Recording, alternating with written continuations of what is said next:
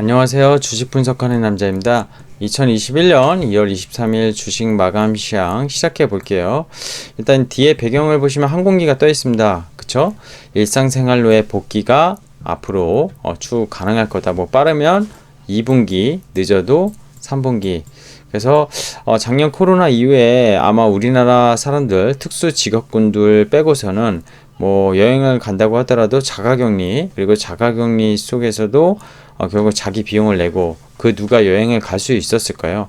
국내 같은 경우에는 그래서 제주도로 상당히 수요가 넘쳤고, 그쵸? 비행기를 타고 해외여행을 가는 사람들에 대한 수요가 정말로 거의 뭐 제로에 가까운, 그쵸? 하나투어의 패키지 여행이 제로 수준이었으니까 1년 동안 이런 여행업종 그리고 항공업종 이런 게 정말 힘들었었거든요. 근데 일상생활의 복귀가 만약에 가능하고 코로나 이전으로 돌아간다면 당연히 업황은 살아나겠죠. 그리고 이런 것들이 경기 민감주로고 사실 부를 수 있는데, 그죠? 지금 금리가 최근에 계속 시장에서 이슈되고 있는 금리, 즉 R이 올라가면서 성장주에 대한 할인율이 결국에는 상당히 비싸질 수 있다고 이렇게 생각이 들 수도 있겠지만, 어쨌든 가장 기초적인 이론에 의해서 성장주를 팔고 가치 민감주를 사야 되는 거 아니냐, 이런 논리가 계속 나오고 있습니다. 오늘은 이 부분에 대해서 시장에 대해서 좀 점검을 해볼까 하는데요.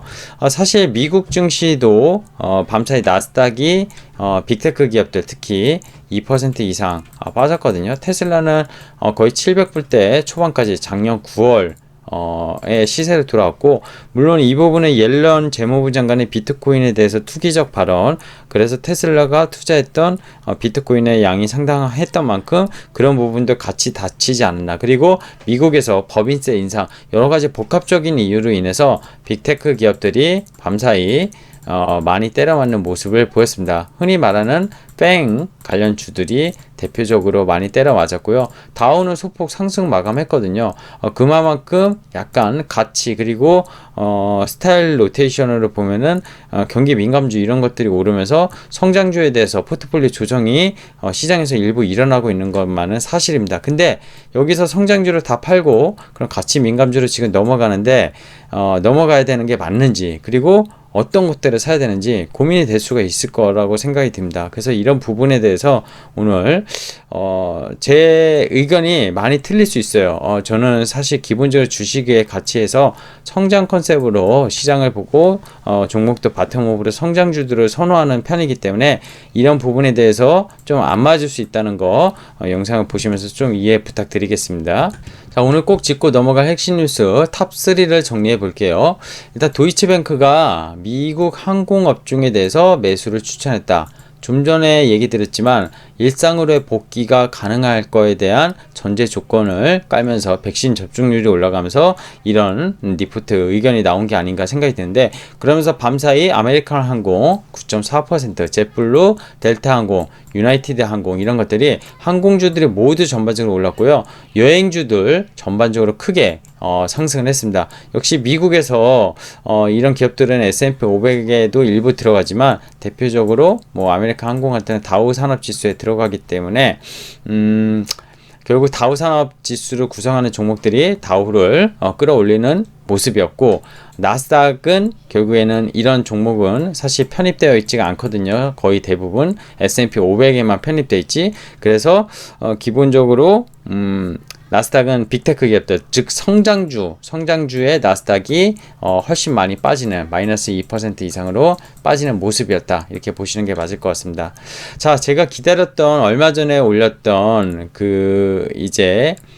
뭐였죠? 그 노블록스 관련해서 하나 올렸었죠. 마인크래프트 뭐 이러면서 VR, AR, 그죠?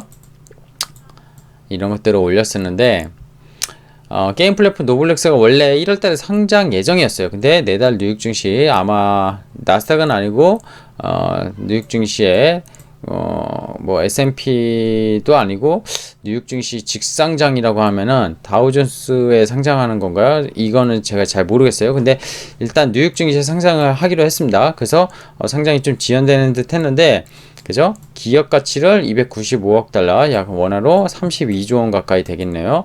그리고 직상장은 상장 과정에서 직접적인 자금 조달은 불가능하지만 일반적인 IPO 과정에서 IB한테 지출해야 되는 주관사 수수료 등의 비용을 절감하기로 했다. 이런 내용이 오늘 소식에 있었어요. 사실 그래서 제 유튜브에 얼마 전에 올렸던, 그쵸? 다 아시겠지만 보신 분은 그 메타버스 관련해서 용어가 갑자기 생각이 안 났습니다. 제가 메타버스, 그죠? 메타버스 관련해서 영상을 올렸었는데 이 부분에 대해서 노블럭스 상장을 한다고 하니까 좀 지켜봐야 될 것 같아요. 그리고 미국 국제금리 급등에 대한 옐런, 그쵸? 코인 비난, 테슬라 기술주 비상 뭐 이런 것들이 밤사이 이슈가 됐었어요. 비트코인은 거래 수단으로서 극히 비효율적이라고 옐런 장관이 또 발언을 했고요. 그렇다고 해서 뭐 부정한 건 아니었어요. 계속 부정한 건 아닌데 뭔가 통제가 필요하다 이런 느낌이었는데, 그러면서 중앙은행에서 디지털 화폐를 연구 중이다. 연준도 이런 얘기까지 했다는 게 특징적이었고, 비트코인은 한때 거의 뭐 1000만원 이상 빠지는 모습, 지금 실시간으로도 어제 6,500만원인가요? 갔다가 지금 한 5,500만원까지 내려온 거 보면은 많이 빠졌습니다. 거의 10% 가까운 폭락세가 넘게 나왔다는 거. 증시만 좀 금리 상승에 대해서 부담스러운 게 아니라 비트코인도 이런 옐런 재무부 장관의 발언과 겹치면서 좀 불안한 모습을 그리고 있다. 이렇게 보시면 될 것 같아요. 자, 오늘은 잠깐 이 부분 얘기하고 HTS 설명하겠습니다. 금리는 결국에는 뭡니까? 금리는 저기 투자의 가이드라고 저는 생각해요. 투자자라면 투자의 가이드, 투자의 나침판 뭐 이런 거라고 생각이 되는데, 결국 이 R이 지금 최근에 올라가는 징조가 보이면서 결국엔 스탁 주식에 대해서 상당히 뭐 팔아야 된다. 특히 이거에 대한 성장주, 흔히 말하면 성장주라고 하면은 지금 뭐 기본적인 전통적인 개념으로 치면은 고퍼주, 그죠? 지금의 밸류에이션이 상당히 미래 가치를 땡겨와도 되게 비싸다, 이런 논리의 성장주겠죠. 그리고 가치주는 뭐 자산 가치나 이런 것들, 싼 것들, 그렇죠? 그래서 성장주가 R에 되게 민감한 겁니다. R에 베타가 되게 민감할 수밖에 없는 게 성장주라고 보시면 되는데, 결국 금리라는 게 뭐예요? 추가적으로 말씀드리면 우리가 돈을 뭐 은행에 맡겼을 때 이자를 주는 거 있잖아요. 뭐 정기예금, 정기적금 이런 거 가입하신 분들이 당연히 아실 텐데, 그게 일반적으로 이자를 주는 게 명목금리라고 생각하시면 됩니다. 그래서 이 명목금리가 지금 시장에서 논란이 되고 있는 미국채 10년물을 대표 지수로 쓰고 있고, 이 물가 상승률은 제 유튜브를 보신 분은 알겠지만 브레이크 이븐 인플레이션 레이트, 페드 사이트 프레드 가면은 이게 나오는데, 이게 최근에 한 2.25 레벨인가요? 이 정도 올라갔고, 국채 레벨이 어제 1.38이라고 치면 약 1.4라고 칠게요. 1.4. 그럼 1.4에서 2.2를 빼면은 얼마죠? 0.8인데 마이너스가 붙죠. 여기 마이너스 있으니까. 그러니까 실질금리가 여전히 명목금리 대비 물가 상승률에 대한 기대 인플레이션이에요. 이게 기대 인플레이션, 실질적인 물가 상승률도 아니고 기대 인플레이션이 올라가다 보니까 실질적인 명목금리 대비 이게 더 높기 때문에 실질금리는 마이너스다, 이렇게 생각을 하시면 됩니다.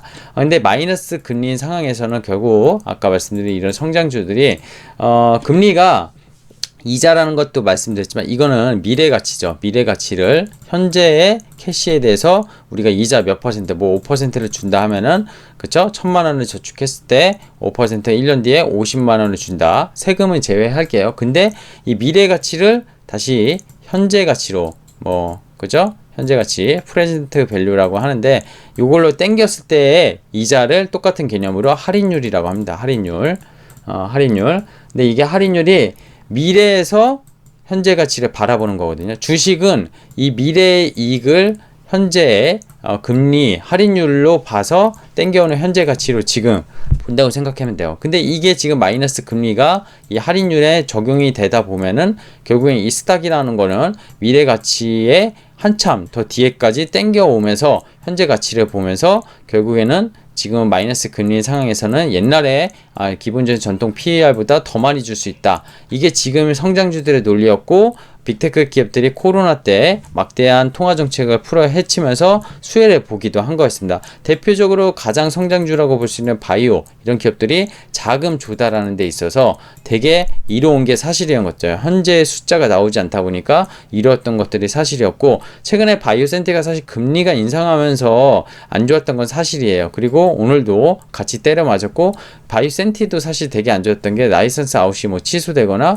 뭐 임상이 실패하거나 이런 뉴스들이 계속 흘러나오면서 성장주들 중에서 바이오가 먼저 다치기 시작을 했습니다. 근데 미국의 이 아까 얘기했던 그쵸? 팽이라는 이런 기업들도 결국에는 팽, 뭐 아니면은 대표적으로 미국의 뭐 스타트업들, 이런 기업들은 금리가 마이너스일 때는 매우 수혜를 봤던 건 사실이지만, 이게 만약에 이 미국채 금리가 계속 올라가서 뭐 2%까지 올라갔어요. 근데 브레이크 인플레이션 레이트도 계속 짜금짜금 올라가서 뭐 한 2.5까지 왔다. 그래도 마이너스인 건 분명하지만 마이너스 0.8이 마이너스 0.5로 올라가고, 이게 속도가 붙어서 실질 금리가 만약에 올라가면은, 그죠? 플러스로 돌아서서 올라가면 이런 기업들의 자금 조달, 즉 할인율이 비싸지면서 결국엔 기업들이 다치게 된다. 이 논리가 지금 시장을 지배하는 거라고 보시면 되겠습니다. 이거에 대해서 제대로 개념이 없으신 분들이 저한테 질문을 하셔서 오늘 이 내용을 얘기를 했습니다. HTS 보면서 그러면 시장 점검해 보도록 할게요. 일단 코스피는 오늘 한때 플러스도 냈었지만 그게 0.3%, 코스닥이 오늘 많이 하락했죠. 왜냐, 코스닥도 대표적으로 성장 기업들이 있는 거죠. 성장 기업들이 많고, 코스닥에 거의 제약바이오 섹터가 국내 같은 경우에는 비중이 상당히 시가총액 상위 종목들을 많이 차지하다 보니까 계속 지금 약세를 더 많이 보이는 모습을 보이고 있습니다. 오늘 시장 매핑 자료 요거 중요한데, 이제 아까 경기 민감주다, 그죠? 경기 민감주다. 그리고 뭐 최근에 원자재 가격이 올라오다 보니까 그죠? 뭐 소재, 뭐 대표적으로 뭐 이제 철강, 그죠? 뭐 그리고 구리 가격 연동된 풍산, 뭐 고려한 이런 것들 있지 않습니까? 경기 민감주라고 볼 수도 있고, 시클리컬, 그리고 여기에 뭐 여행업종 이런 것도 다 포함일 텐데, 오늘 이 보시면은 철강금속, 포스코, 영풍, 뭐 현대제철 이런 거 다 시장 대비 강했죠. 대표적으로 경기 민감주 원자재 관련주입니다. 운수장비는 또 자동차 관련 회사들이 좋았어요. 조산업종도 좋았고. 근데 금융업은 어땠습니까? 보험 쪽이 좀 좋았어요. 그죠? 한국화재 어제도 보험주 좋았어요. 그리고 전기전자는 뭐 떨어졌죠. 이 삼성전자가 오늘 소폭 마이너스였고, 하이닉스는 오늘 장중에 신고가를 냈었어요. 근데도 마이너스였다는 거는 다른 업종이 정말로 초토화 났었다, 이렇게 보시면 될 것 같아요. 뭐 서비스 업종, 뭐 CJ, CGV 이런 거, 그죠? 이제 하나투어 이런 것들, 여행업종 역시 경기 민감주라고 볼 수 있습니다. 롯데 관광개발 이런 것들, 이런 것들이 결국 시장에서 우리도 미국 시장과 같이 올랐다, 이렇게 보시면 될 것 같고, 코스닥은 전 업종이 거의 팔았습니다. 근데 오락문화 어땠죠? 파라다이스, 아무래도 이제 뭐 카지노 이런 것들, 그리고 YG엔터, 뭐 초록펜, 덱스터 이런 것들은 그리고 엔터테인먼트 이런 쪽, 미디어 쪽, 그리고 음식 답에 뭐 지금 이제 이쪽은 볼 거 없을 것 같고요. 어쨌든 근데 보면 제조, 제약, 그쵸? 반도체까지 코스닥 시가총액 상위 종목들에 대한 업종이 다 전부 센티가 너무 안 좋았고, 수급 쪽으로 안 좋았습니다. 수급은 오늘도 개인 많이 샀고요. 외국인 소폭 팔았고, 기관도 팔았습니다. 그 중에 연기금이 123억, 전체 물량의 거의 3분의 1 가까이. 오늘도 연기금 코스피는 팔았고, 물량은 평소보다 줄었지만 여전히 매도하는 모습, 외국인도 비차익에서 바스켓으로 때리는 모습이 결국 시장을 하락으로 만들었다고 보는데요. 차트는 계속 어쨌든 그렇게 나쁘진 않아요. 어쨌든 요 이격이 계속 올라오면서, 그쵸? 60일, 121선이 21선, 5일선이 모인, 11선 모인 이격의 갭을 축소시키고 있다. 근데 이 축소시키고 방향이 진짜 이 밑으로 간다면은 정말 힘들어질 수 있는 그런 상황이거든요. 그리고 코스닥 잠깐 볼까요? 코스닥은 차트가 못 버텼어요. 지난번에 61선 내려왔었다가 오늘 완전히 61선 아래 내려왔기 때문에 이거 120일선까지 충분히 갈 수 있는 상황인 것 같아요. 지금 또 성장주 스케일 쪽이 워낙 안 좋다 보니까 더 센티가 안 좋아지고 이걸 팔 수도 있는 상황이다. 이렇게 객관적으로 솔직히 보입니다. 근데 오늘 변동성 지수는 어땠죠? 어제 오르는 것 같았는지 오늘 또 윗골이다고 밀렸어요. 근데 아직은 불안한 M자형에서 이렇게 턴을 하다가 약간 밀린 모습인데 여기서 갭으로 상승할 수도 있는 구간이고 다시 내려올 수도 있는 지금 너도 모르고 나도 모르는 그런 구간입니다. 종목도 볼까요? 일단은 대형주 쪽은 혼조세를 좀 보였지만 나쁘지 않았어요. 그래서 코스피가 덜 떨어졌고 이쪽 시클리컬 특히 화학, 조선 그쵸?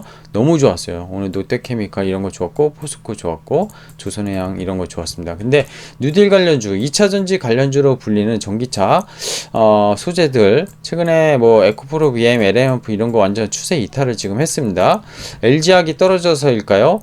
같이 때려 맞는 모습이거든요. LG화학 어디있죠?